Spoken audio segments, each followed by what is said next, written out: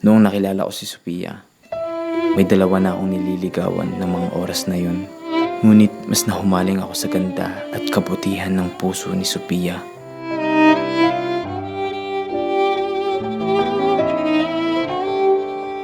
Dumating ang araw na may nagsabi sa kanya na may nililigawan akong iba.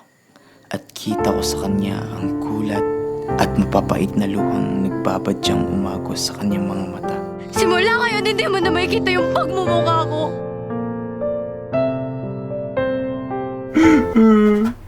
Bakit mo ba kasi kinuwento yan?